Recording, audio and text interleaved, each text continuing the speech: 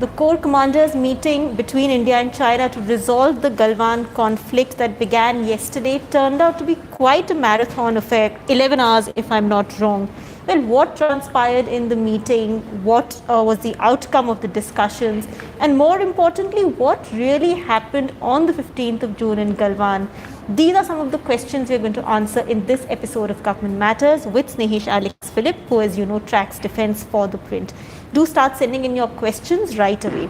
So, Snehesh, let's first begin with talking about the meeting. It went on for a long time. I mean, it was, as I said, almost 11 hours. What really transpired in those 11 hours? Well, a lot has transpired in those 11 hours yesterday at the Corps Commander level meeting. Now, one of the main outcome of the meeting is the fact that both sides have now decided to disengage. Now, this disengagement will happen in a phased manner. It's not that it's going to happen all of a sudden. It's going to happen in a phased manner over a period of time, and this disengagement will differ from area to area. For example, the disengagement, I don't want to use the word rules, but the disengagement criteria would be different for, let's say, in the Galwan. It would be different in the hot spring area, and would be very different in the Pangong area, which is the main point of concern. So this disengagement will also, as I earlier said, would be spread over several days. And there would be more talks that would be held at levels below the Corps Commander level. I'm talking about at the Major General level, at the brigade level, as well as at the CO, that is Commanding Officers level. Both sides have also, India did raise the issue of the violence in Galwan that claimed the lives of 20 Indian soldiers and injuries to several others. Both sides have decided to ensure, to take the necessary steps to ensure that such an incident is not repeated. Right. So yes, the talks yesterday started about 11:30 in the morning and continued till about around 10:30. So it's approximately about 11 hours of talks that have taken place. Right. So, Snehesh, after this conversation, the fact that both countries have decided to disengage, can we expect relative peace at the LAC now? Well, this is a positive development that has come out of the talks. Now, remember that these are again still a source-based information, except for China. I think the Chinese Foreign Ministry has issued a statement in which they have said that both sides have decided to, they have issued a statement. I'm really not sure, but from the Indian side, there is no formal statement which has come in. It's only source-based information. And so hence it's a positive development that both sides are taking steps to ensure that the tensions come down. As well as I said, for example, even in Galwan, the de-escalation was already happening post the June 6th incident. Right. How, China went back on its word and tried to, and not only tried, but erected 2 tents, which was in Indian territory that the Indians had objected to, which led to this entire fight. So one will really have to wait and watch, and the disengagement cannot happen from one side. Right. It's both sides have taken a decision. Both sides will have to go back as per the agreed terms and conditions. So one will really have to wait and watch about how. Right. But yes, it is a positive development. Now, Snehesh, a lot of questions remain about what really happened on the 15th of June. There are various versions, but you have done a fairly detailed reconstruction today. Do log on to our website, theprint.in, to read Snehesh's story. So if you can just run us through it, what happened, what was the sequence of events? Well, the sequence of the event was the fact that, it was, as one officer mentioned, that it was backstabbing by the Chinese that eventually led to this fight. Remember that on the June 6th, there was a decision that was taken that both sides will go back by about 2 kilometers. However, the Indians did go back, but the Chinese, when it was the Indians found that the Chinese had actually gone ahead and constructed 2 tents, which was supposed to be likely to be an observation point over a slope which was inside the Indian territory, and this is something that the Indians had objected to. So the fight actually, it's on Sunday when the Indian troops went to this particular location. They are asking the Chinese to take back and dismantle the tent. It didn't happen. There was a fight that happened. The more details of it is in the story that is there on the print. Do log in and read. Right. However, on Monday, on the CO, on Monday the talks were held by the CO at Patrol Point 14. And in the evening at around 7 o'clock is when the CEO decided to go and check out himself about whether the Chinese have actually, followed the promises, that lived up to the promises. However, he found that the Chinese had not taken away the 10. There was at this particular point, there was a lesser group of the Chinese. The Indians were more. There was a pushing and shoving that happened. In this duration, the Indians dismantled the Chinese tent. Immediately, around the same time, there was a larger group of Chinese who had come in. Now, the Chinese had completely overwhelmed the Indians. They had carried with them sticks with barbed wires and nails on them. Which we've talked about which we've talked about in the past also. And there was a scuffle which happened, and the CEO was attacked in the initial phases of the fight. Since this was happening on the slope, below was the river. They fell off from the cliff. The CEO fell down into the water. Now, seeing this particular attack, and in the army, the commanding officer is a very, is one of the most important positions that he can hold. And so for the men, their officer being attacked was a grave mistake that the Chinese did. So there was a fierce, physical fight that took place, hand-to-hand kind of a combat, in which the soldiers of the 16BR actually grabbed the same weapons that the Chinese were using, grabbed it from them, and turned it back on them. Seeing this whole fight, there were more Indians who joined in. So the fight prolonged over a period of time. At one particular point, also at one particular location, because it was a little bit spread out in that area, the Chinese were once again overwhelmed. So there was a group of Chinese who ran back to beyond Patrol Point 14, which is on into the Chinese side. They were chased by a group of Indians across the LOC. So they did cross the LAC. LAC. And remember that the LAC is unmarked. So, even when the Chinese patrol, they follow the GPS location to actually find out where the LAC is. So it's an unseen, undrawn kind of a line. So following this, soldiers chased them into the Chinese territory. It was only on Tuesday when the bodies and injured, were rescued.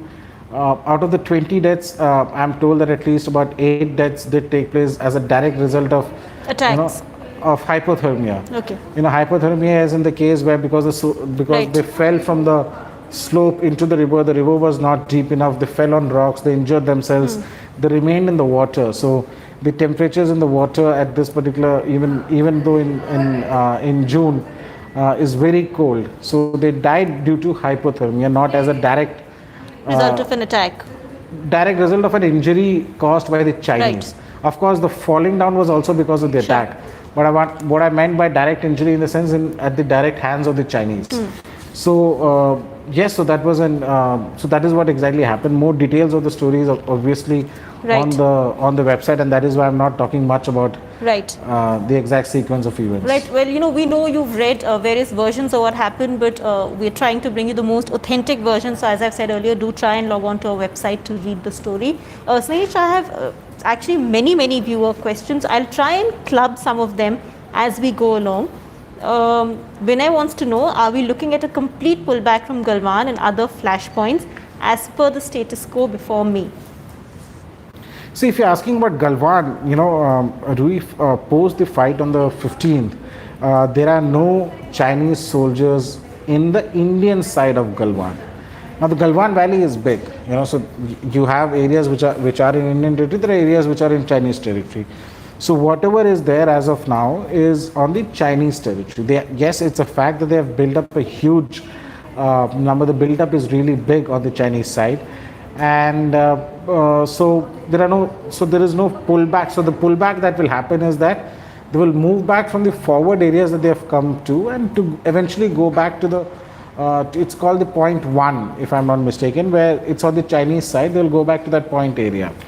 In other areas in Hot Spring as well as in Pangong, yes, there has been transgressions, and the entire focus is that the status quo ante, which means that the status quo as of April is maintained by both sides. Right. So which would mean that in Pangong they move back from Finger 8 to the Srijap post, which is beyond finger 8. Right. And they move back and base there. So that, India, for as far as India is concerned, the LAC is at finger 8. Right. Adarsh wants to know, did India cross the LAC to the Chinese side? Were Indian soldiers carrying weapons? I think you've given a fairly detailed reconstruction already. Yes. Yes. And as I said... But, I like to clarify, it's not that the Indians crossed over into the Chinese territory and, had reservations regarding some Chinese built up or Chinese tents in Chinese territory. It was not. The Chinese had built it in Indian territory. The objection to was that the fight happened there. Some of the Chinese ran back. The Indians, a group of Indian soldiers from various units besides the 16th BR, chased them. So that is the sequence of events. Right. Abhishek Patel, if India said no for any discussion, why did the meeting happen? Was there any pressure from China? Well, I'm not sure. What India said no. Did that ever happen? That no, India said no? I'm not sure of any such news or reports which have said that India is not in favor of talks. Right. On the other hand, India has been in favor of talks, and so have been the Chinese. So yeah. Right.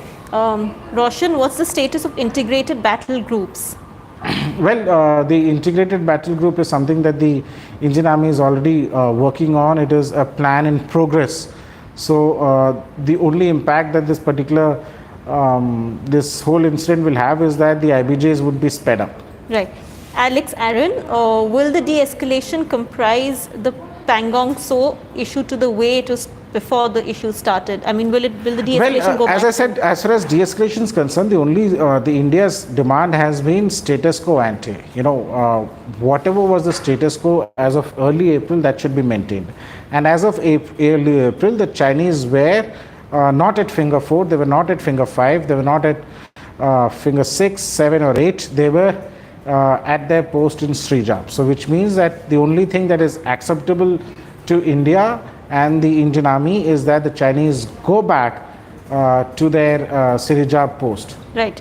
Adarsh Mahaseth, why has the Indian Army not made any official statement about the incident yet? But they have issued an official statement. As far as the incident is concerned, yes, they have issued a official statement on the Galwan incident. Right. Tarush, should India reconsider buying S-400 from China? Is it true that S-400 has Chinese electronics? Well, first of all, S-400 is not S-400 from Russia. S-400 is not from China. Russia. Sorry, okay. That was my... Why should India... We're only thinking of China right now, clearly. Okay. So why should India even rethink about the prospect of buying an S-400? I'm not sure whether, there are Chinese, Chinese hardware that is there in the S-400 system, or I really have to recheck. But then there is nothing. For example, the Tejas fighter aircraft that we're building, many of the, while it is an indigenous fighter aircraft, many of its, of its instrumentation and others come in from abroad. So I'm not really sure whether there are any Chinese component in S-400, but remember that the S-400 is one of the best air defense systems that is available in the world. Now, this is as far as I know, is that this is purely a Russian, product. Right.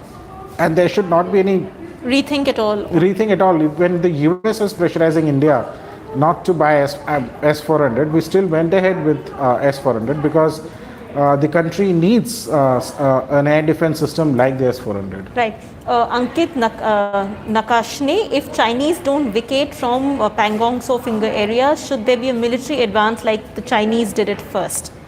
Well, as I said, the talks have happened at the Corps Commander level. Both sides have decided to disengage. There's a disengagement, roadmap that both sides have agreed upon. And it is hoped that the Chinese will adhere to the disengagement process and go back to the post in Srijap. Right. Mehul, what leverage does India have over China? Why would they agree to retreat when they have the upper hand? Unlike in Doklam, there is no time constraint this time. Well, as far as time constraint and all is there are time constraints. It's not that the Chinese are egging for a war. If that's what you're asking, no side really wants to have a war.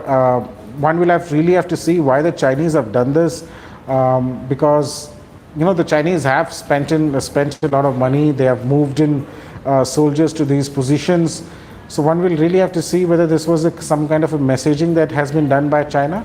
Right. But whatever be the case, the fact is that as of today, as of around 4:45 today, both sides have agreed to disengage. Right. And that is where the facts lies. Right. Ankur, would India use this as an opportunity to claim the entire area? So, even in our previous episodes, we've had several viewers sort of up the ante on the aggression that India should perhaps show. India claims area of which area? The entire area, any entire disputed area, I think, is what the viewer means. India is not claiming any territory beyond what it has claimed in the past. The fact is that the LAC, as far as India is concerned, is at finger 8. So that continues to be the case. In Galwan, India controlled territory till PP14. Anything beyond PP14, a little beyond PP14 is the Chinese territory. India is not laying claim to the Chinese territory at all. Right. And the same holds for the outspring area. So India is not claiming any new territory, but India is claiming the territory that it has been claiming as Always. of April. Right. Tintin, that's the viewer handle. The Indian Army historically has always said they will reply at a time and place of their choice. Do you think our generals and political leadership is on the same platform and are not in a hurry to pacify local sentiments? Also, do comment what will happen if the standoff extends well into the winters. Well, if the standoff extends well into the winters, then it would be a problematic time, both for the Chinese as well as for India. India has the Chinese, remember that the Chinese are not used to coming to the front. Chinese are usually positioned way into their territory. They have well heated bunkers and others available for the winters. And, tragically, Indians are not so attuned to the luxuries at the border, which in a very twisted way, I would say, is works in favor of India, because the soldiers are already, acclimatized and attuned to living in harsh winters, unlike the Chinese. So it would be a bigger problem for the Chinese rather than for the Indians. Right. Kanishk Sinha, will this stiff in any way hamper the border infrastructure development? Well, Indian government has made it very clear, and none other than by Prime Minister Narendra Modi himself, that the border infrastructure development activities will continue. For example, while this whole standoff was happening, we did this report saying that a particular bridge that was in contention in the Galwan Valley over the Shok River has been actually completed. So which means that even while the standoff was happening, the construction activities is already on, so there is no scope of any halt as far as construction activities are concerned. Right. There were some specific areas which were some specific developments which were in contention. One will have to wait and see what happens to those, but the government has made it absolutely clear, and actually there are workers from Jharkhand and other states who actually now reached Ladakh, right, and are involved in various border roads construction activities. Right. Snehesh, before we close, Defence Minister Rajnath Singh is in Russia. What can we expect from the visit? Will there be conversation around what's happening at LAC? Well, there is no doubt about the fact that there will be conversations around what is happening at the LAC. But the big visit of the Defence Minister Rajnath Singh is not just it's not the China thing, but the fact is that it is an annual the Victory Day. The Victory Day parade that is taking place. Thank you, Rui, for that. At the same time, they would also be taking up a lot of defense. They would be taking a review of the defense projects. There are multiple projects that are stuck. For example, the AK-203 factory, along with the fact that the helicopters, the Kamov helicopters deal, which is still stuck. There is a deal for the anti-tank guided missile, which is shoulder fired. So that is also something in the works which has been stuck. So they'll be taking a review of it. At the same time, Indians have been asking the Russians to ensure that there is timely supply of spare parts as far as the Russian equipment in use with the Army and the Air Force is concerned, which also involves the spare parts for the T-90 tanks, as well as for the Sukhoi fighter aircraft. There is a deal which is already in the works, and last year ThePrint was the first to break it, was about the additional MiG-29s and the Sukhois that are still in the works. So there are no deals that are going to be signed, but there's a lot of discussion and forward movement that will be taking place on existing deals as well as on what India really wants and how the Russians can be of help. Right. Well, this has been a fairly long edition of Government Matters, but hopefully it has put in perspective what happened on the 15th of June and also, of course, thrown light as to what the marathon meeting yesterday was all about. Thank you so much for watching Government Matters and for sending in your questions. Stay tuned. We have our Off the Cuff this evening at 6:30 p.m. where ThePrint's Editor-in-Chief Shekhar Gupta will be in conversation with Richard Haas, who's the President of the Council on Foreign Relations. You can watch it on our YouTube channel.